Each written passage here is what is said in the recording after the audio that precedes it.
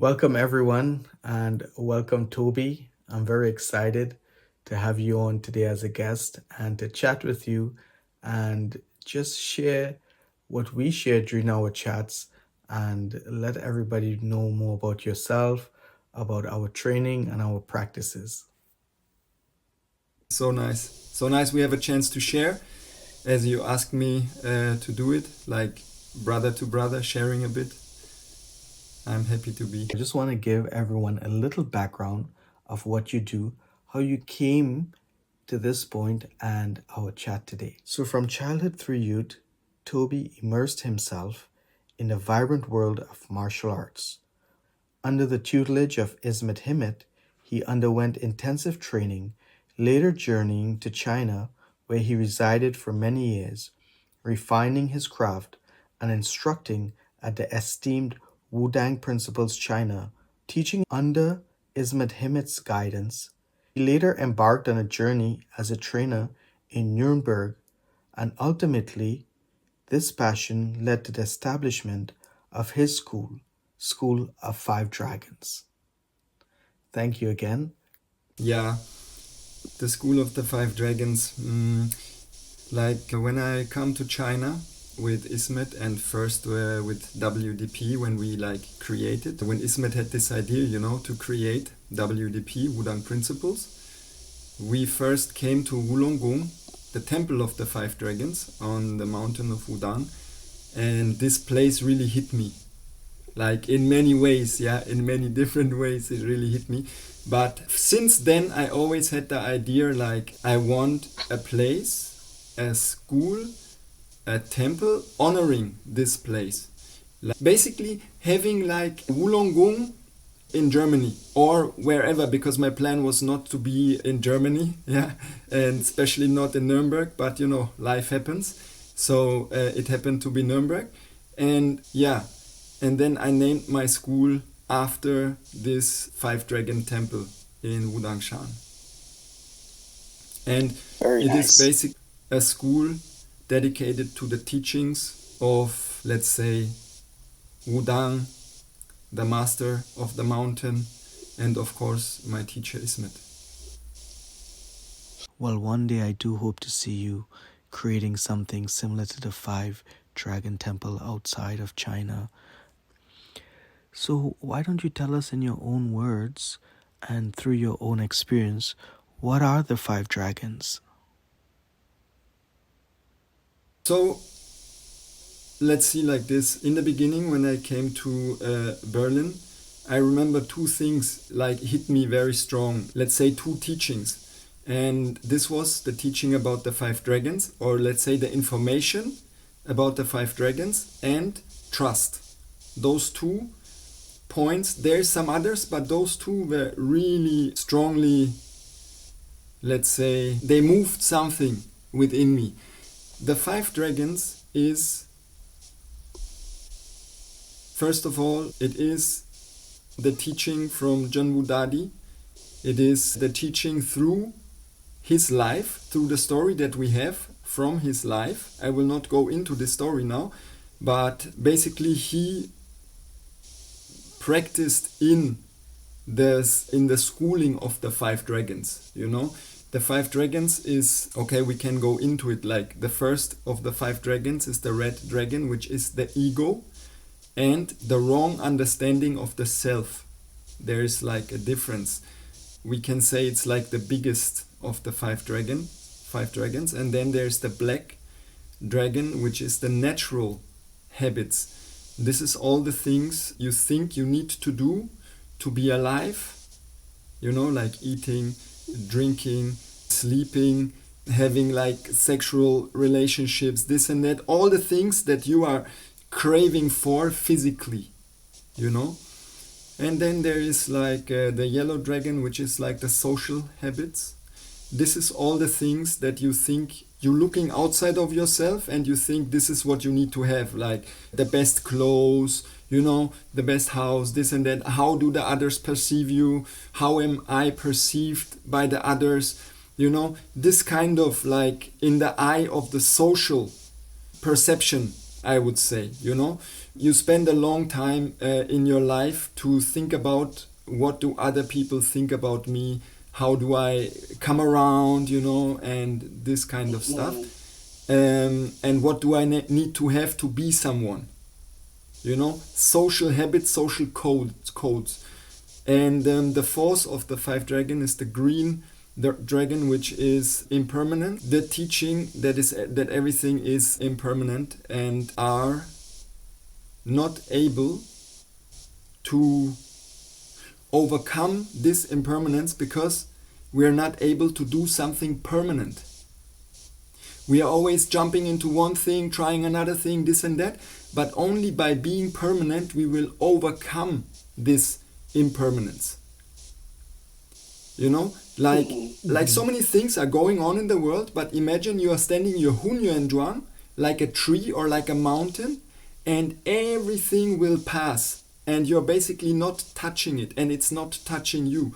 You're just being permanent in what you are doing, and therefore you are overcoming this constantly impermanent nature. Yeah, this is like my brief explanation. And then the fifth one, which is also very tricky one, is like the ritual habits. And the ritual habits, especially like in religions and in traditions, it is very strong that you have to follow certain rituals in order to reach something, in order to be somewhere. And therefore, you cannot really follow the flow and what is necessary.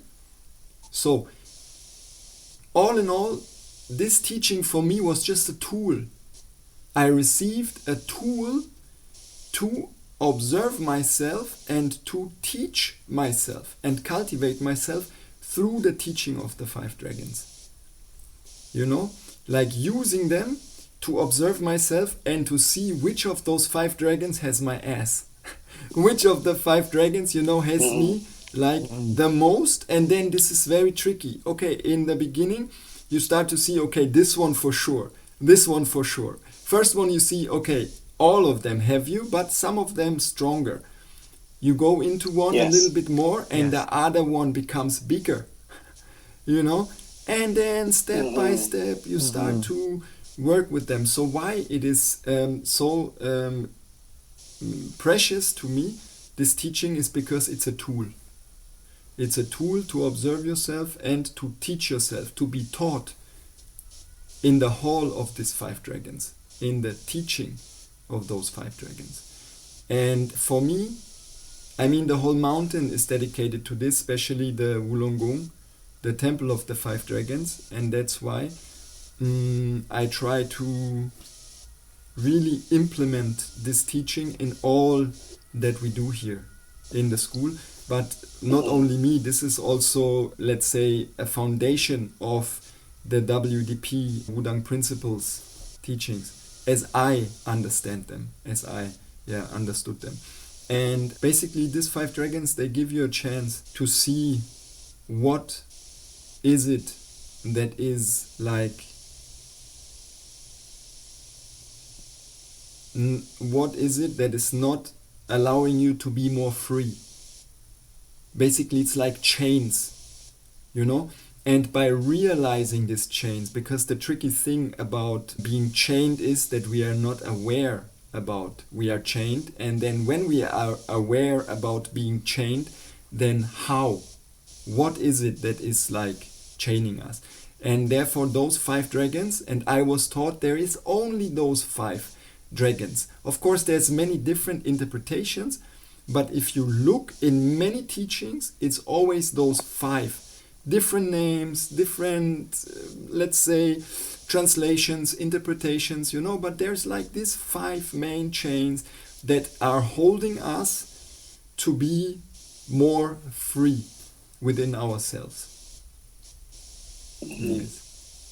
So by realizing that those 5 dragons are controlling you, you are admitting that, and this is how the work starts.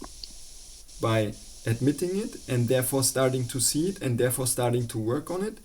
And first you do it more and more. Let's say you study it a bit, you read it, and you find it within yourself. and you start a process, and then this process is going on. And over the years, you start to see it more and more. And of course, we receive this practice, the Kungfu practice, and within this Kungfu practice, there is a natural refinement. Why? Because you constantly see yourself. You constantly see yourself in the practice, right? And then you have a teacher who is constantly reminding you where you are and where you are not.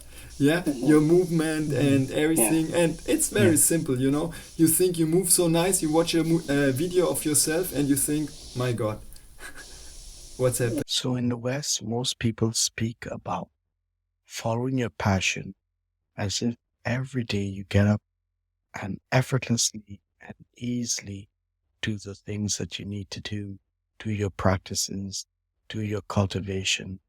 However, I find one of the most difficult things is having consistency and steadfastness in your cultivation and your practice on a daily, yearly basis. So could you speak a little on this, especially when it comes to trusting in your practice and cultivation? It needs to be like achieved over and over and over again, like over a long period of time. And yes, it is difficult, but as I say, imagine you receive this Kungfu teaching and, you know, like Matrix, you just put in a plug and you just have it. What would be the meaning? What would be, it wouldn't make sense, you know. The Chinese say 吃苦. 吃苦 means to eat bitter. To eat bitter, my understanding is life is not always providing you the sweet, right? But we are living this life, and therefore we need to learn to eat bitter. This means we need to overcome something that we don't like, a taste that we don't like, that we don't enjoy. And this is the impermanence. You don't enjoy the training when it's raining, when it's snow, you know, like when we started in Wudang under this condition. Ice, super hot, this and that. And you just keep on going. Why? Because there is a higher goal, a higher purpose. You know, you do it to overcome something. You do it to overcome yourself. Kind of to master yourself, which is a very big word, you know. But the idea is that. To constantly face and challenge yourself. And of course, every morning it's a new challenge. Do I get up? Do I don't get up? This and that. How long will I stand in the Qigong? And so many things. So we can say life is supposed to be easy, and then we will be disappointed. Or we say, and we learn to fight peacefully. We learn to fight peacefully, and therefore we need consistent practice to come to a state of mind that allows us to do this practice peacefully, like with our acceptance. Doesn't matter how it tastes. It tastes sweet, it tastes bitter, because after some time you start to eventually enjoy the bitter, and therefore the bitter becomes sweet, and then no matter what life brings to you, it has the same taste, equal taste. But of course, this is like an idea, like long time of consistent practice. Yes. What is trust? What is trust? Okay, wait a second. I still wanted to say something about what was before, but now let me think. So, what is trust? Okay.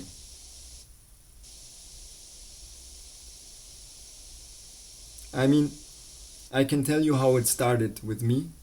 As you said, since I'm a child, I was very interested in martial arts, in Kungfu. You start your way, you know, with Bruce Lee, Van Damme, and then, like, eventually you come to Jet Li, you know, 𝐿i𝐿ianjie. Because I saw 𝐿i𝐿ianjie and I felt, wow, he's moving so much more freely. So I liked the freedom of movement. That's what I really liked. Yes, Bruce Lee, of course, his applications of, I could see, he's like the most skilled fighter of all of them, But who spoke the most to me at that time was Li Lianjie, when I finally found him, Jet Li. I watched all his movies, this and that, and so I started practicing wushu and started to open and free my body, a lot of stretching, a lot of this, a lot of that. A lot of ego involved and a lot of effort involved, heat, fire. Because at that point I wanted to be somebody. I wanted to be really good, I wanted to be the best, and we worked like crazy, Then a friend of mine sent me like a video of Ismet. And I remember first time I see his video, I said, very nice, yeah, those guys are really good, but I'm doing something different. I do wushu, they do, internal Kungfu, whatever that is, So I just did, I just said, okay, very nice, but not for me. 5 years later, after a big struggle in my life, like health problems and this and that, and losing a big part of my persona, I basically had no chance but to stop going so external and so hard and this and that. And I received another video from Ismet, and I saw it, and I saw something that hit my heart like crazy. I saw a movement, from the opening of the Taiji Mianzhang, from a competition, and I was just blown away. Like I felt like this is not from this world, like softer than water, I felt like. And my heart was just craving for this. So I felt like, okay, whatever I've done before, it never gave me this feeling, this craving. So I felt like I have to approach it. I have to go for it, whatever it costs. And I was scared. I went there. I was unsure. I had a lot of things going on, here in Nuremberg, this, that. I had to leave it all behind to go to Berlin, to be there. And I wanted to really go into it deep and follow it and leave everything else aside, And I don't know, at that time it took me a lot of courage, to leave all these ideas of business and, this and that behind and just go there and follow this teaching. But as I said, Ismet, he just talked about trust, but he doesn't really, he never really explained it. He just said trust. And trust, it hit me. And look, trust is unlimited. And all you can for yourself is how limited you are. You have to accept how limited you are. So therefore, my practice when I received this trust, okay, what is trust? Trust in who? Trust in what?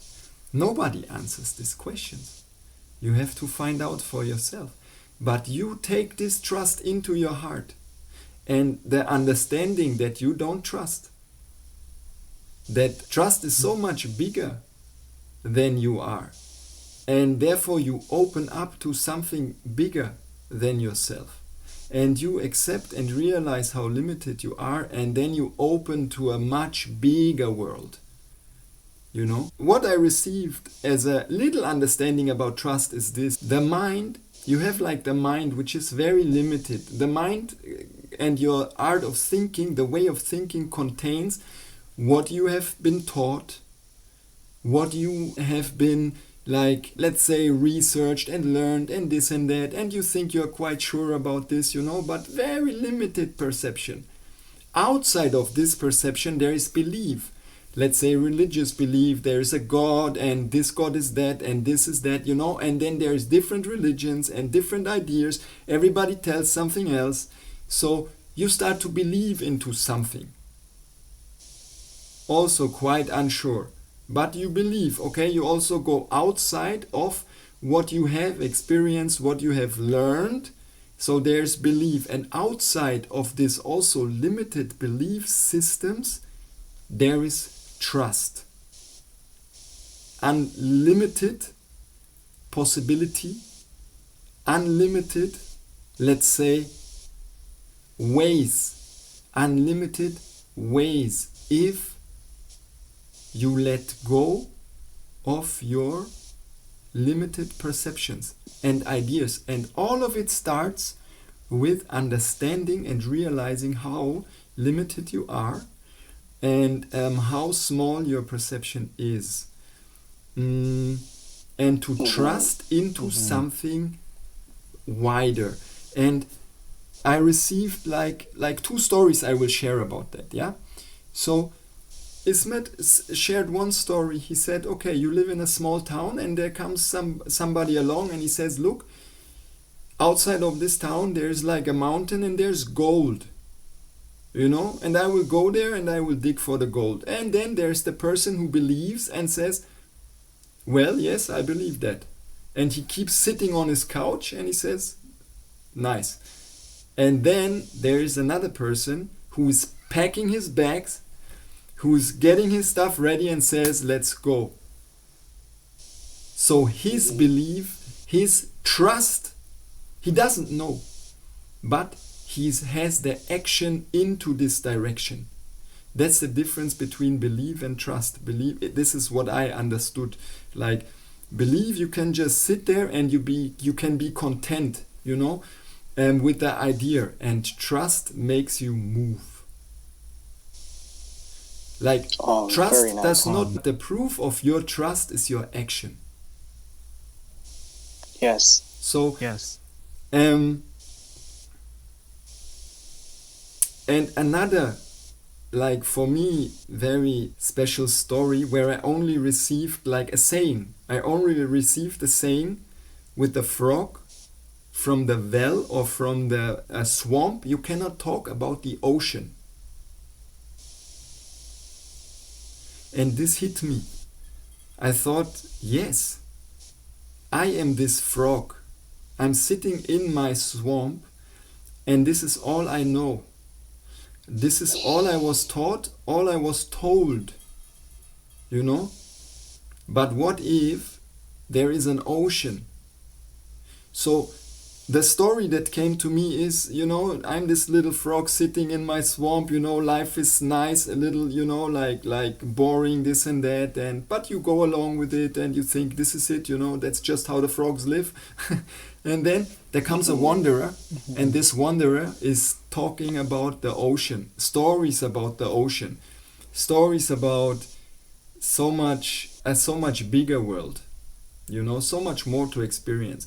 And all the other frogs say, yes, well, no, I don't believe, this is just nonsense, you know, this is just made up stuff. But then there is this one frog and he is just drawn by this idea. His heart cannot rest, he starts to dream, he starts to imagine, and slowly, he starts to get the courage to just follow, pack his stuff, and go into the direction of this ocean.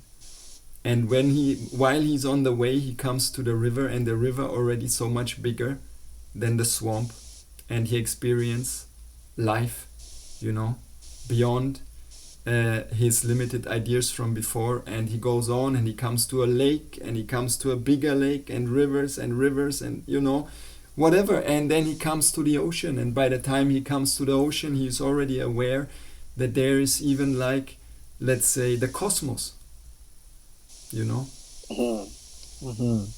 or the oneness. So I can share about my practice of trust, which is to always be aware that my trust is very small, because I am very small, and therefore all I can do is realize to put my trust into the situation. Okay. To understand that life is the teacher, and I am not aware of what I need, but there is a higher guidance. We always say the heart knows. So the first step is to realize the head may not know. Create a way from your head, from your conceptual thinking, you know, to a more kind of a feeling, a finer feeling, you know, like different voices in your head. Start to understand how those voices work, this and that, and start to create a pathway to the heart. which is all-knowing.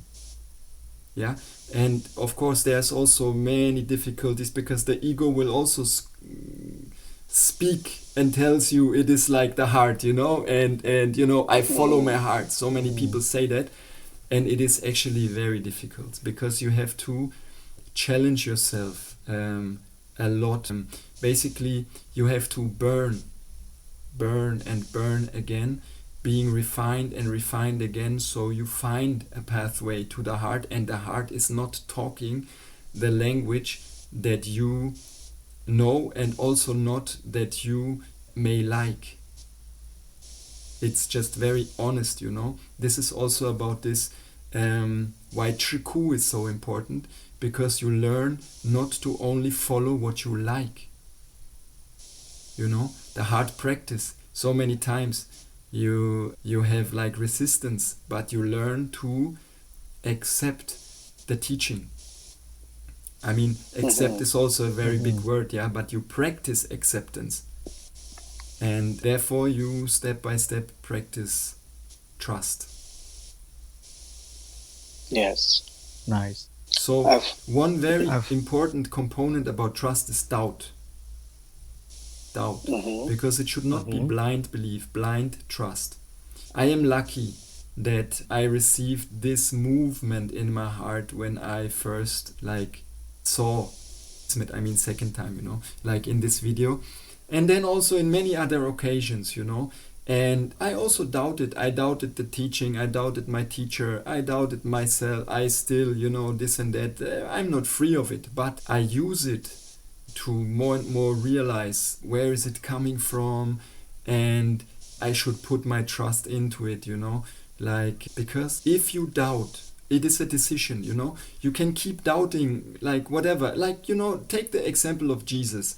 When Jesus walks over the water, you can say, or many say, whatever wonders he did, they say he does it with the devil's powers, demonic powers. This is your decision. Others are just blown away, and others, they don't even need to see these wonders. They just are in his presence, and they know. They know, because they never felt such thing before. It's like a decision. So doubt and fear, which doubt comes from fear, and fear comes from the first lie, which is separation. Because if you would not have the perception to be separated, then you would not have fear, because you are everything. What can you fear? There's nothing outside of yourself. So doubt is very important, but doubt should not stop you on your way. It should only make you think deeper, overcome the doubt, use the doubt, burn through the doubt, and therefore strengthen your trust. Strengthen your trust. So there is this saying, when you doubt, no proof will help you. And when you trust, you don't need any proof. So trust is something very nice, difficult to achieve. To realize, because it is essential in our heart, but we are brought far away from it, to work back our way through it, to work our way back through it, to realizing who we really are. And so, trust is also one of the 10 martial virtues, Wudang. And it is said that trust is the one that is opening the door to all the others. Without trust, they're all not really possible. You cannot really completely humble yourself if you don't have trust. Because if you humble yourself completely, and let's say you are you're making your person yin, a lot of yin, the world also can affect you a lot, can attack you a lot. Many people think they have to be strong in this world, and protect themselves and this and that, because the world is a hard place, and harming you and this and that, and we have a lot of experiences like that.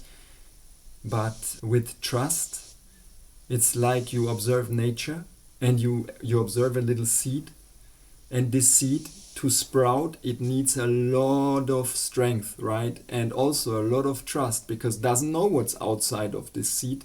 So it sprouts, it goes out of the earth, it starts to go out into the vast nature, where the rain and the snow and the conditions and all of this, But the flower has to bloom in order that the sun can embrace it with its full beauty,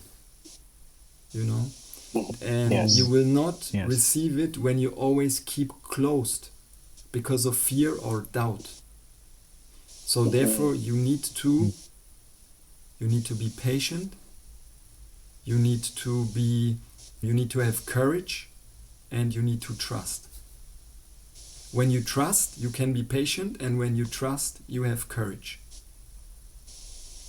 Because you give yourself Yes. to something Yes. beyond yourself, beyond limitation. Yeah. Maybe that's how I would explain it. I mean, all Yes. my words are very Yes. limited, cannot explain or even tap into the nature of it, but give a little examples, Look, this is also by observation, observation of the brothers, observation of, give it time and patience, and observe and see for yourself. If I would look only at myself, I would think, I'm not sure if this stuff is working, as it should. Because I'm, I'm like you in the beginning, so much. I mean, sorry, I'm not like you, but I learned the turtle, and of course I wanted to do the snake and the dragon and the tiger, I thought, man, what is this turtle? And then standing, my God, craziness. Yes. But that's very normal, because it is not the usual, and it is not what we have understood as practice, as how it's, faster, higher, stronger. This was the kind of practice before. Of course, an athlete Yes. and this and that. That's your understanding. So you have no idea of this yin part. By Yeah. observing my brothers over the years, wow, I see wonders of change in character, change in movement, change in different persons, and beauty, just beauty coming out. And then look, now when I see my students and your students and Steve's students, and so much beauty coming from this, and I see they are all step by step grinding themselves, refining themselves, and for me this is Ismet, he said, why do you think, when we had intensive class, he asked us, why do you think I teach you this, what I teach?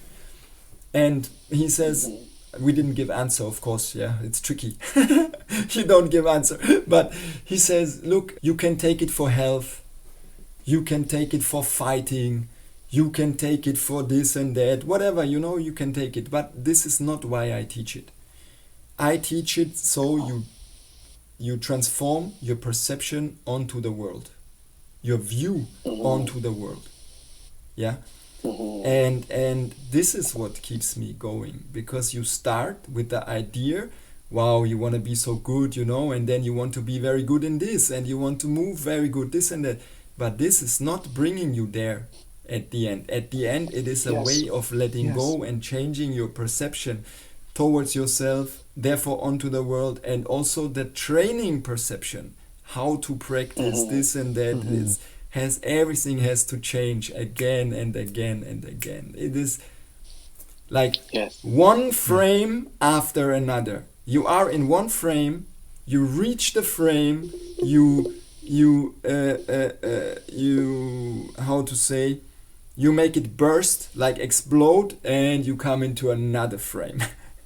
And you come into another frame. Yes. Behind every man is another man. Beyond every heaven is another heaven. And Exactly. for me, really, seeing my brothers and observing my teacher, and over the years how all of this changed is just, it makes like trust and to keep on going, yeah, more easy, because of course it is so challenging. Take Hunyuan for instance, yeah, the standing Qigong. It's about letting go. It's about letting go. Like Yes. you Yes. no matter how hard you are, no matter how much you use your muscles, you come to a point where you cannot keep it. You have to let go. And it is teaching you let go. So the turtle and all these movements become, then more you learn to let go, then more beautiful this art and these movements will become. And then Yes. less they will come from you, from your idea, from your way of how you think they should be, But it starts like that. Everything starts with a fixed structure, because you have to start somewhere. Yeah.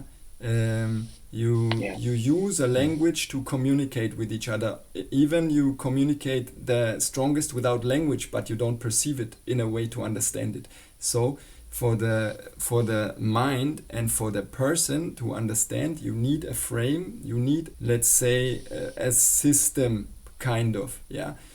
But every system, and therefore you need to be brave, because this is how it comes to later, how brave, how much courage you have to let it go, to let the turtle go in order to be the turtle. Yes. Like to let your limited idea and perception go. And also this is very important, because no matter what kind of information the teacher tells us, it is limited to how we translate it, how we perceive it, how we are able to receive it. And this is why this practice over the time is so essential, because you do the basics again and again. You change your perception from year to year. You do the same. You do the same turtle, but it changes like completely again and again, because you transform through it. Yes. To have honest and open conversation, and what you just described is so beautiful, because this is what I believe is about, we meet and share openly, and therefore we receive, we allow to receive, and like to be touched is like to have a calling.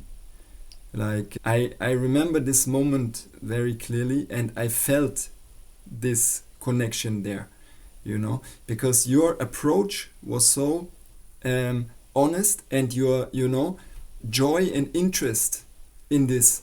So of course I show you, as good as I can, with that time. It is like, a way of honest and immediate spontaneous communication without boundary. Yes. Yeah. And therefore a lot can be shared. Yeah. And Yes. for me this is like inspiration and beauty, so beautiful also about the community, WDP community, like the whole, brothers.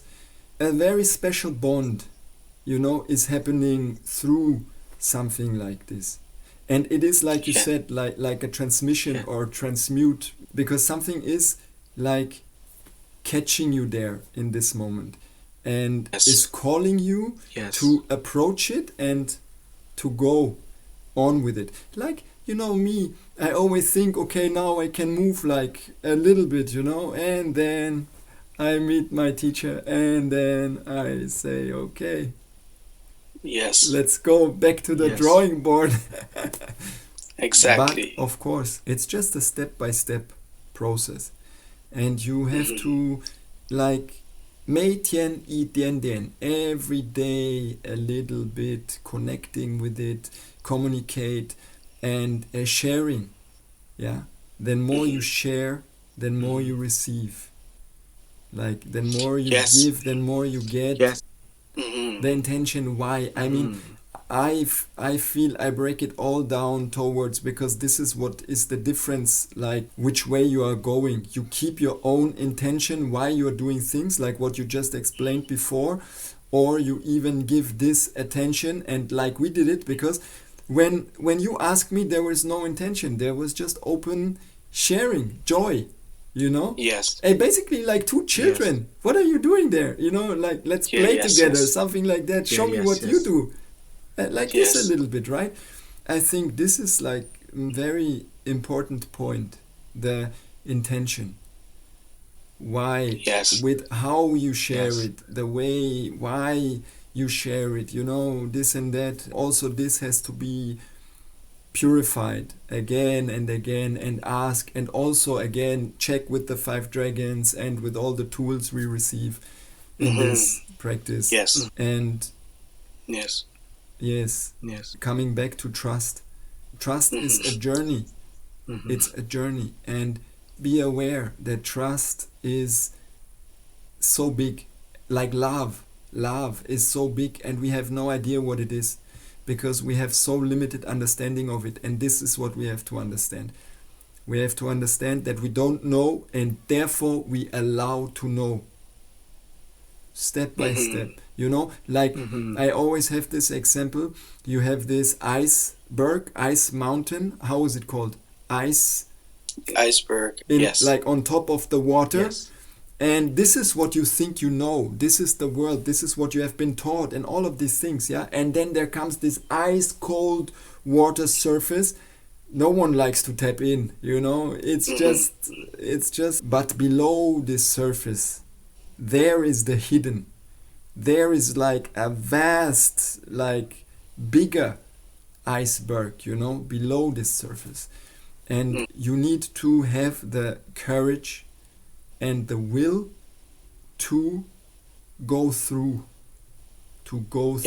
and to understand that you don't understand, because you only understand what's on the surface, and therefore you open to what's below the surface. Same with trust. You understand your trust is very small, and with your actions you ask for bigger trust. Because at the end of the day, it is your decision if you go there or don't go there. But also don't be stupid, you know. Like there's a saying, I think it comes from Turkey: trust is good, but still bind your camel when you are in the desert. Be stupidity. There should be still, but that's a very fine line. So start to listen to this very fine voice within you that is guiding you. To perceive this more and more in the practice. First, the teacher is telling you a lot, but the most important in the teaching is that the teacher is letting you loose, is letting you experience the practice by yourself. So this little inner voice starts to correct yourself. And from correcting the movement, it's correcting your actions. It starts to correct your thoughts. It starts to correct your perceptions, and, you know, on and on and on. But you learn to follow this little tiny voice within you. And trust into your way. That's great. Thank you so much, Toby. You know, for having me and for asking these questions, for giving me the chance to share a little bit. I'm looking forward to see you and, you know, meet and share like when we met in Hainan, you know, still like that. I think this is the beauty of the martial arts, where everyone can just come together and train honestly and openly and understand each other's experiences, each other's cultivation. This is such a beautiful community that Ismet has created, where the brothers and sisters really understand through the movements. The movements bring us closer together. Whenever we practice, it builds trust in the movement, in the practice, and our relationship with our teacher. So I really look forward to this. What about China? We're going to see each other in China soon. That should be fun and interesting. It's a wonderful brother in Turkey, and he says Ismet is like glue. He glues all us together more and more, like molding us, and I call it the circle of trust. Yes. I witnessed that by the time, then more we open our hearts towards each other, then less the distance, okay? Then lesser the distance. Yes. Eventually there's no distance, yeah. But the circle of trust, like I see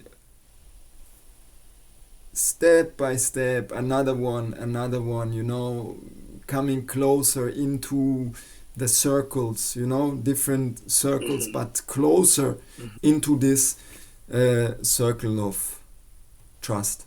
And it's so beautiful to see. And Yes. this year is such Yes. big and so precious event. We are going to China. So many Yes. of our brothers and instructors and from all over the world, and older brothers, and it's gonna be so special. We all gonna meet there, share and train and eat and wander these mystical mountains together. Yes. I'm sure we will also have some time there, have a moment in the mountains and move together, communicate, Yes. Yes. And once in a lifetime. And once in a experience. lifetime Yes, experience. I see it. Yes. Like huge, and it's gonna be so